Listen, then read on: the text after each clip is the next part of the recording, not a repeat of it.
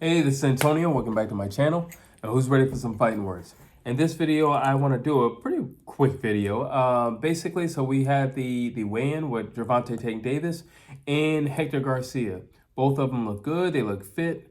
And ironically, Tank did not look, like a shell of himself for the first time in a very long time on the scales. He looked very healthy and he made weight pretty easily.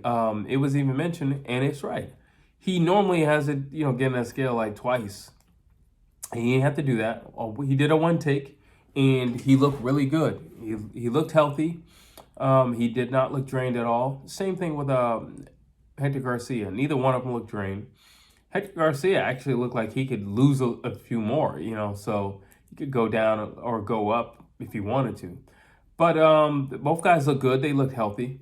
And I guess it's just my final thoughts on the fight. They asked Hector Garcia, how do you plan to beat Tank? And, I understand that he's the underdog. I get it. I understand that he's not the main attraction, and I get it. And that's true. But this man has never lost.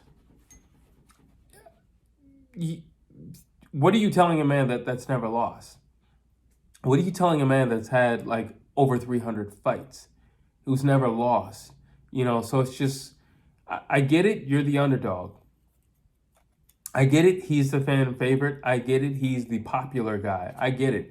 But to suggest, hey, you're just here for the show, buddy. This is the Tank show and you're just here for it. You can't take anybody for granted. You can't. You don't know what this man has gone through. We do know he's gone through hundreds of competitors. But to suggest that he's just going to get, slopped all over or whatever, I do personally believe that he will lose to Gervonta Tank Davis. But I feel like this thing can be a lot more competitive than anybody can see coming if he uses his natural abilities. He is a taller guy. He has longer arms. He really does need to establish that jab. He really needs to get his juices flowing early because he does have he does like to throw a lot of punches, which is a good thing. And I've always said that the person who's going to beat Gervonta Tank Davis needs to be very high in punch output. It can't be somebody who's going to be stagnant. He also needs to move a lot. I think that he needs to change angles, and I think when in doubt, feint. He needs to do something, but at no point in time, for however long this fight is going to last, he should not be stationary. Not be stationary. I always tell fighters from time to time, count to three. 1, 2, 3, move. 1, 2, 3, move. Count to three, count to five, but you shouldn't stand there. It's like guys who I watch on the bag and they'll just stand there and just throw punches. And it's just like, all right, well, you got to move around the bag, all right? Like you're using a heavy bag to pretend as if this is an opponent. Now, granted, that opponent doesn't have arms and this opponent is no threat to you physically, but still you need to make it as realistic as humanly possible. How do you do that? By moving around the bag, and visualizing this opponent punching back at you. Feints, moving, defense. Yeah, it's not throwing anything at you, but still, you need to move. Hector Garcia needs to move. At no point in time in this fight can he allow himself to be stagnant or stationary. That's going to be a great setup for Tank. Tank is a very paced fighter. Tank is not the type of guy who's in a rush to knock somebody out. He's not Mike Tyson in that sense. Mike Tyson would literally run across the ring. Tank is not going to run across the ring.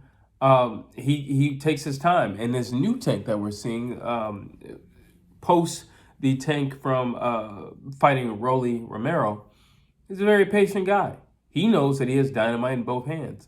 And he knows all I have to do is wait for that perfect punch. I can keep you busy in the meantime with something, but all I got to do is wait for that perfect punch. This newer Tank is a lot more smart. He's a lot more crafty. He's a bit more of a wizard in the ring. He's using his legs a whole lot more than he has in the past, and he used to use his legs a lot in the past. But now, instead of just exploding into something, now he's circulating the ring. He's backstepping. He's sidestepping. He's doing a lot of things that he wasn't doing before. Most of the times in the past, he would just use his legs and his explosiveness to lunge into a punch, a lot of hooks, a lot of uppercuts. Now he's not doing that. He can still do that, and more than likely he will still do that, but he's being a lot more calculated, even with his power, even with his movements. So again, I say that for Hector Garcia, you got to throw a lot of punches. You got to throw a lot of punches. Do not overstep. Hector Garcia can overstep from time to time, especially when he gets in his rhythm of throwing 1,000 punches. He tends to overstep. But that's mainly if he has an opponent going back. Tank also has this thing where he likes to lure people in and believe that they're doing more in the ring than what they're actually doing, or they're having more success in the ring than what they're actually having. And it's a mind game. You know, he did it with Santa Cruz. He did it with Romero. It's a mind game. He did it with Pitbull Cruz. It's a mind game. He will literally make them overcommit, and he doesn't have a Tank doesn't have a complex when it comes to fighting, where he's like, no, I always got to lead the dance and I always got to back you down. He doesn't have that. He's not Jermell Charlo. Jermell Charlo, in order for him to be successful, he must back you down. And I think mentally speaking, Jermell Charlo feels like he has to back you down in order to be successful in the ring. Tank is not like that. Tank doesn't see it like that. He doesn't view it like that. Tank literally fights as if he has no concern whatsoever for judging, period. Because to judges, when they see a guy backing up, they're like, all right, well, maybe you're losing the fight. Maybe you're losing confidence. Maybe you got hit with something I didn't see. We're going to have to replay that. Tank does not care, because he knows if I just hit you in the right spot, in which case Tank Davis is very accurate, it could be lights out. Or it could be the beginning of lights out.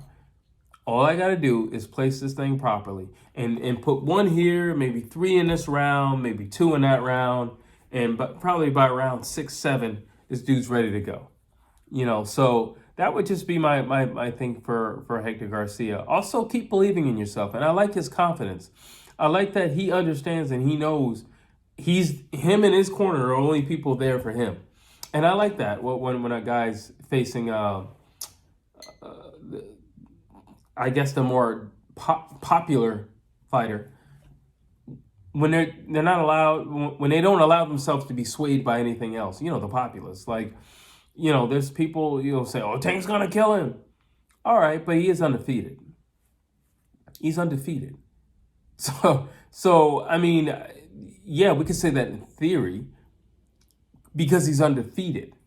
Both guys are undefeated. I don't know what else. The reality is Hector Garcia pretty much just got on the scene, or wide scale. He's just got on the scene. We seen some heart in his fights. Well, in the fight after Chris Colbert, we seen some heart in that fight, and we also see some skill in the Chris Colbert fight. Okay, so we know what you got in you. We also know that you've had over 300 amateur fights.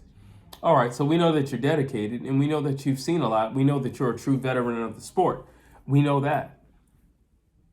What else do we know? What else do we need to know? I think that's an even bigger question. What else do we need to know?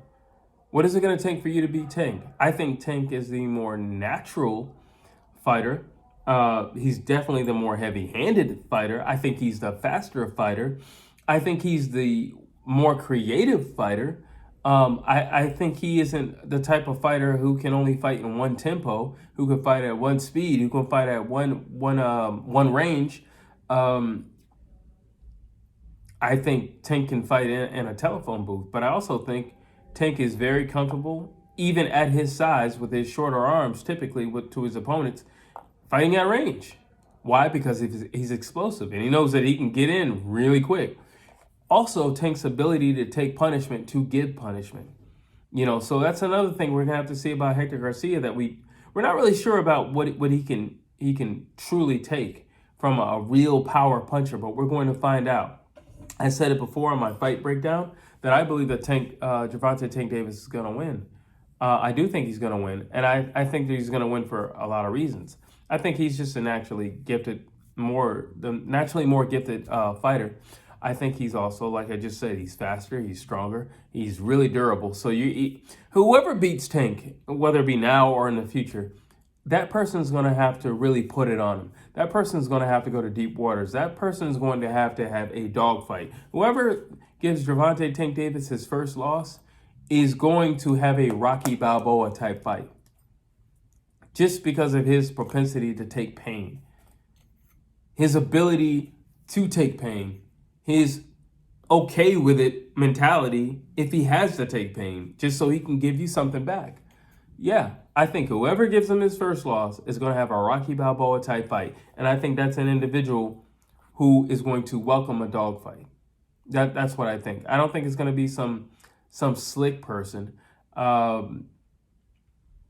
I don't really think it's going to be some slick person. I think it could be a slick person if it's the right person. And the only person I can think of at this moment is Shakur Stevenson. Outside of Shakur Stevenson, the only person who's going to beat Tank, that person and Tank are going to look like Apollo, Creed, and Rocky Balboa. It's going to be bad for both guys. They're probably going to take some years off each other's lives. That's the only thing that I see. Unless you're just fighting like in a matador, like a Shakur Stevenson. And Hector Garcia does not do that. So that's out the window. Hector Garcia doesn't have... I think he has good defense, but I just don't think it's going to be enough to stop Tank. And that's typically one of the things that gets Tank's opponents. They don't have what it takes to stop him. You know, they don't have what it takes to stop him. They don't have what it takes to get him off of them. They don't have what it takes to survive multiple blows round after round. And for that reason, they more or less succumb. They succumb.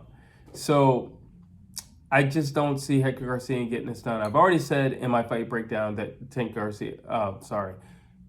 Tank Davis was going to win. Now I'm kind of seeing, and I said round 7 or 8.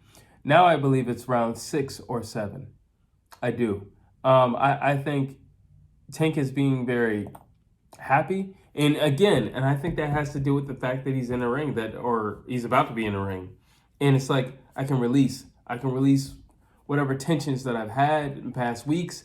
I can release everything. You know, it's funny because I said it before and I'll say it again. You know, Floyd Mayweather, he's like, wherever I am, whenever I walk into a boxing gym, something just switches on inside of me. And I know that feeling, like when I walk into a gym, I just feel comfortable. Yes, I know I'm going into a volatile situation, because if I'm sparring somebody, yeah, it's a volatile situation. It's a very difficult situation, an uncomfortable situation, but I'm comfortable there. I've been there so long, so many times, and also so long that I'm comfortable in those situations.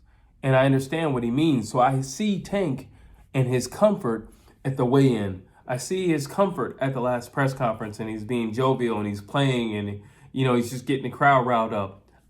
I see that. And I see a man who's just patiently waiting. And then finally he'll be able to get his paws on who he's been wanting to get his paws on. So, not to mention, after all that, the opportunity to get his hands on Ryan Garcia, which I believe will be record-breaking.